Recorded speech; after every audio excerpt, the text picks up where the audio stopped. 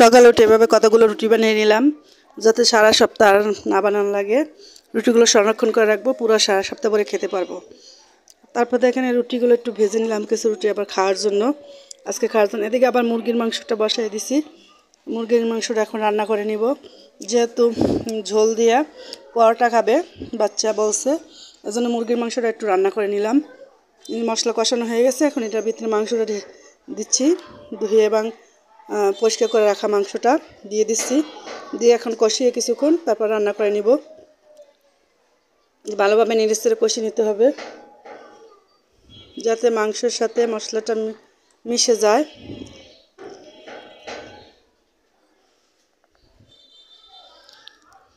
এই যে মিশানো শেষ, এই যে কষানো হয়ে গেছে মাংসটা, এখন ঝোল দিয়ে দিলাম।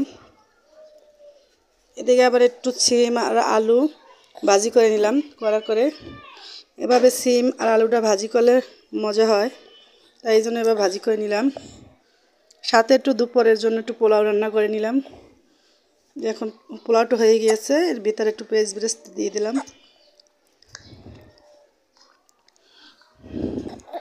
এভাবে পোলাও রান্না করলে সুন্দর ঝরঝরে হয়েছে। দেখেন এইদিকে আবার হেরা দুই ভাই বল পেয়ে খেলা করতেছে, ছোট ভাই আর বড় ভাই একসাথে। যে মানুষের চাইতে বলটা একটু বড় হয়ে গিয়েছে, তারা দুই ভাই খেলা করতেছে। দিকে এই ফাঁকে একটু ভিডিও করে নিলাম।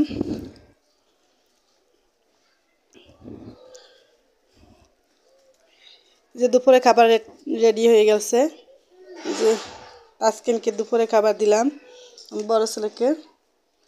এই যে পরে বিকালে একটু আবার ছাদে গেলাম, বিকাল হইলে ছাদে যাইতে হয়, নাহলে কান্নাকাটি করে, নয়তো বা বাইরে কোথায় ঘুরতে নিয়ে যেতে হয়। তাই জন্য একটু ছাদে নিয়ে গেলাম।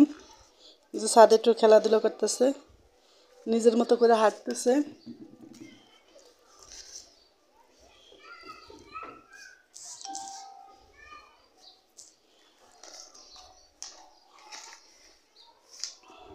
ছাদে ভাবে সে খেলে, হাঁটে এবং কথা বলে একা একা।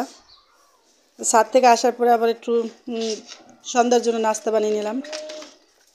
যে চিকেন একটু ভাজি করে নিলাম, এভাবে বল করে চিকেনটা ভাজি করলে বাচ্চারা খেতে পছন্দ করে। এটা খেতেও অনেক ভালো হয় চায়ের সাথে, তাই এভাবে একটু চিকেন বানিয়ে নিলাম।